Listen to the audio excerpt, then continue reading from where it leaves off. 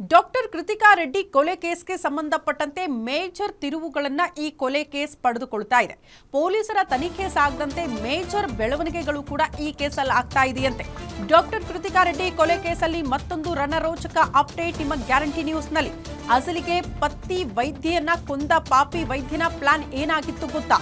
Krithika post mortem report ಆತನ ಆಸೆಗೆ ತಣ್ಣೀರೆರಚಿ ಬಿಡ್ತಾ. ಕೊಲೆ ಮಾತ್ರವಲ್ಲ, ಫ್ಯೂಚರ್ ಪ್ಲಾನ್ ಅನ್ನ ಕೂಡ ಹಂತಕ ಡಾಕ್ಟರ್ ಮಾಡ್ಕೊಂಡಿದ್ದಂತೆ. ಮೊದಲು ಟ್ರೀಟ್ಮೆಂಟ್ ಹೆಸರಲ್ಲಿ ಪತ್ನಿಯ ಕೊಲೆ, ಆ ನಂತರದಲ್ಲಿ ಮತ್ತೊಂದು ಮದುವೆ ಆಗಿ ಫಾರಿನ್ ನಲ್ಲಿ ಸೆಟಲ್ ಆಗುವಂತಹ ಪ್ಲಾನ್ ಅನ್ನ ಹೊಂದಿದ್ದಂತೆ ಮಹೇಂದ್ರ ರೆಡ್ಡಿ. ಕೃತಿಕಾ ಸಾವನ್ನಪ್ತಾ ಇದ್ದಂತೆ ಮತ್ತೊಂದು ಮದುವೆಗೆ ಪ್ಲಾನ್ ಕೂಡ ಆಗಿತ್ತು ಮಹೇಂದ್ರ ರೆಡ್ಡಿ ಕಡೆಯಿಂದ. ಎರಡನೇ ಮದುವೆ ನಂತರ ವಿದೇಶದಲ್ಲಿ ಸೆಟಲ್ ಆಗೋ ಪ್ಲಾನ್ ನಲ್ಲಿದ್ರಂತೆ. ಮತ್ತೊಂದು ಮದುವೆ ಆಗೋದಕ್ಕೆ ಯುವತಿ ನಿರ್ಧರಿಸಿದ್ರ? ಯಾರು ಆ ಯುವತಿ? ಅವ್ರ ಜೊತೆಗೆ ಸಂಪರ್ಕದಲ್ಲಿದ್ರ? ಆಕೆಯೇ ಕಾರಣ ಆಗ್ಬಿಡ್ತಾರ ಕೃತಿಕಾ ರೆಡ್ಡಿ ಕೊಲೆಗೆ? ಈ ಆಯಾಮದಲ್ಲೂ ಕೂಡ ಸದ್ಯ ಪೊಲೀಸರು ತನಿಖೆಯನ್ನ ಚುರುಕುಗೊಳಿಸಿದ್ದಾರೆ.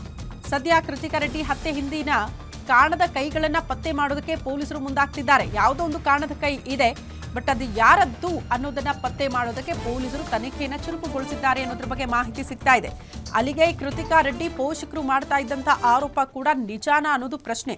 ಕೃತಿಕಾ ರೆಡ್ಡಿ ತಂದೆ ಬಹಳ ಸ್ಪಷ್ಟವಾಗಿ ಹೇಳ್ತಾ ಇರೋದು, ನನ್ನ ಮಗಳ ಸಾವಿಗೆ ಬೇರೆ ಹೆಣ್ಣು ಮಗಳು ಕಾರಣ ಇರಬಹುದು, ಅನೈತಿಕ ಸಂಬಂಧ ಇರಬಹುದು, ಬೇರೆ ಹೆಣ್ಣು ಮಕ್ಕಳ ಜೊತೆ ಆತ ಕಾಂಟ್ಯಾಕ್ಟ್ ನಲ್ಲಿದ್ದ, ಸಂಬಂಧದಲ್ಲಿದ್ದ, ಆ ಕಾರಣಕ್ಕೆ ಮಗಳ ಕೊಲೆಯಾಗಿದೆ ಅನ್ನುವಂಥ ಗಂಭೀರ ಆರೋಪವನ್ನ ಕೃತಿಕಾ ರೆಡ್ಡಿ ತಂದೆ ಮಾಡ್ತಾ ಇದ್ರು.